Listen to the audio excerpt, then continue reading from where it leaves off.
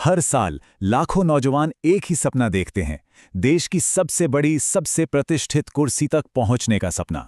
और उस सपने का रास्ता सिर्फ एक परीक्षा से होकर गुजरता है, जिसे अक्सर भारत की सबसे मुश्किल चुनौती कहा जाता है, इंडियन एडमिनिस्ट्रेटिव सर्विस यानी आईएएस की परीक्षा।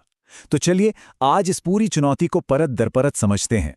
तो पहला सवाल यही उठता है कि आखिर क्यों इसे देश की सबसे कठिन और सबसे प्रतिष्ठित परीक्षा का दर्जा मिला हुआ है।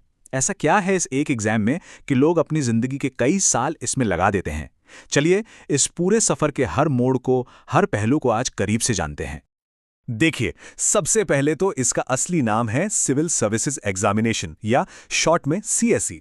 इसे हर साल यूनियन पब्लिक सर्विस कमीशन यानी यूपीएससी कंडक्ट कराता है।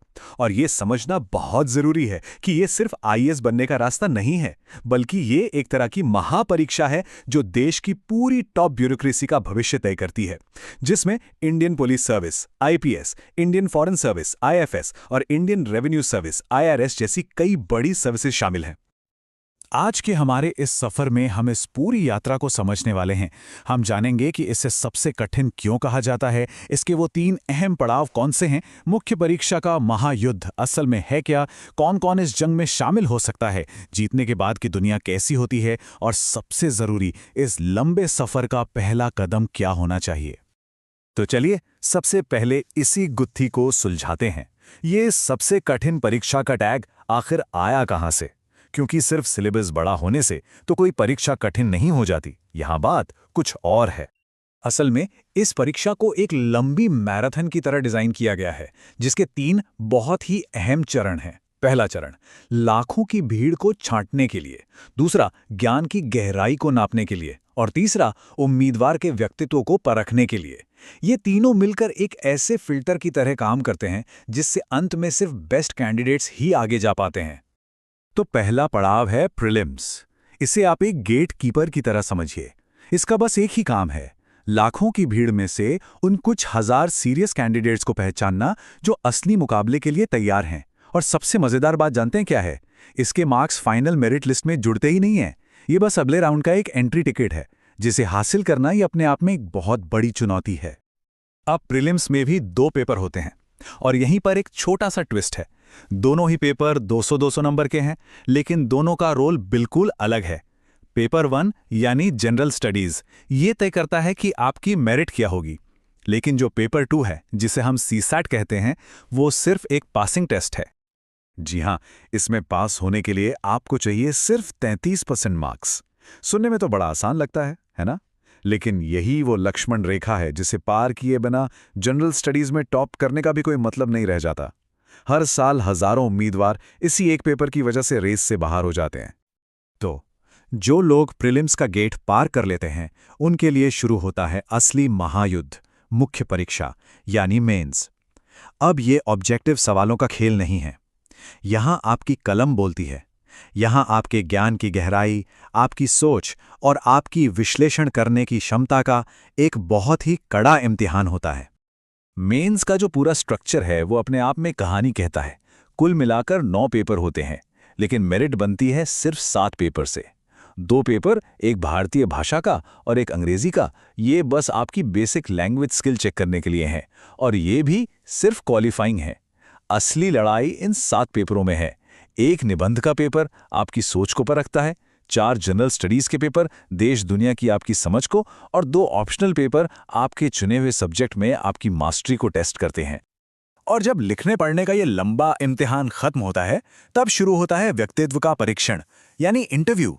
ये सिर्फ सवाल जवाब का एक सेशन नहीं है, ये एक हाई प्रोफाइल पैनल के सामने ये साबित करने का मौका है कि किताबी ज्ञान से परे आप असल में एक लीडर, एक प्रॉब्लम सॉल्वर और एक ऐसा इंसान है जो दबाव में भी सही फैसले ले सकता है। तो अब जरा नंबरों का गणित समझिए। मेंस के जो 7 लिखित पेपर हैं जिनमें आपकी रैंक तय होती है, उनका कुल वजन है 1750 अंक। यही आपकी पूरी रैंक की नींव है। और इस मजबूत नींव पर इमारत खड़ी करने का काम करते हैं इंटरव्यू के ये 275 अंक। ये वो मार्क्स हैं जो एक टॉपर और लिस्ट से बाहर होने वाले उम्मीदवार के बीच का फासला तय कर सकते हैं। और फिर इन दोनों को मिलाकर बनता है 2025 का वो फाइनल स्कोर, जिस पर किसी भी कैंडिडेट के पूरे करियर का भविष्य टिका होता है। आपकी रैंक ही ये तय करती है कि आप आईएएस बनेंगे, आईपीएस बनेंगे या फिर आपको कोई और सर्विस मिलेगी। तो भाई इस महापरीक्षा में बैठने के लिए चाहिए क्या? कौन कौन इस बड़ी चुनौती को स्वीकार कर सकता है? देखिए, शर्तें बहुत सीधी सादी हैं। आप भारत के नागरिक हो और आपके पास किसी भी सब्जेक्ट में एक ग्रेजुएशन की डिग्री हो, चाहे वो आर्ट्स हो, साइंस हो या कॉमर्स, इससे फर्क नहीं पड़ता। जनरल कैटेगरी के लिए उम्र की सीमा 21 से 32 साल है और इस दौरान कुल 6 मौके मिलते हैं। हाँ, जो रिजर्व्ड कैटेगरीज हैं उनके लिए उम्र और अटेम्प्ट्स में नियमों के हिसाब से छूट भी दी जाती है। तो इतनी मेहनत, इतने सालों की तपस्या, आखिर इसका फल क्या मिलता है? इस मुश्किल पहाड़ को पार करने के बाद मंजिल दिखती कैसी है? चलिए जरा उन सर्विसेज पर एक नजर डालते हैं जो इस सफलता का सबसे बड़ा इनाम है। जिन लोगों की टॉप रैंक आती है उन्हें मिलती है इंडियन एडमिनिस्ट्रेटिव सर्विस यानी आईएएस, जहां एक जिले के कलेक्टर से लेकर देश की नीतियां बनाने वाले सेक्रेटरी तक बनने का मौका मिलता है।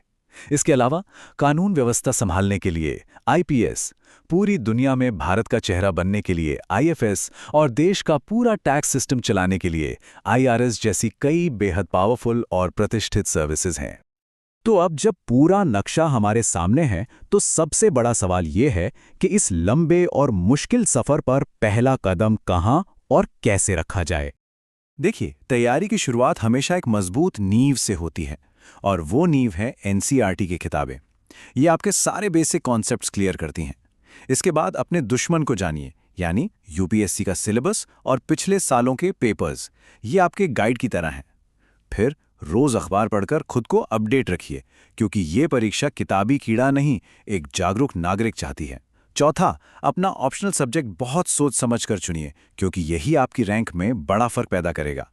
पांचवां, रोज लिखने की आदत डालिए, क्योंकि मेंस सिर्फ ज्ञान का नहीं, लिखने की कला का भी खेल है। और आखिर में मॉक टेस्ट देकर खुद को लगातार परखते रहिए और अपनी गलतियों से सीखते रहिए। यही सफलता का साइकिल है। तो अब रास्ता भी साफ है और रणनीति भी, लेकिन ज्ञान, किताबें और स्ट्रैटेजी से भी परे वो कौन सा एक गुण है जिसके बिना इस मैराथन को जीतना लगभग नामुमकिन है? इस सवाल का जवाब हर किसी को अपने अंदर ही खोजना होगा।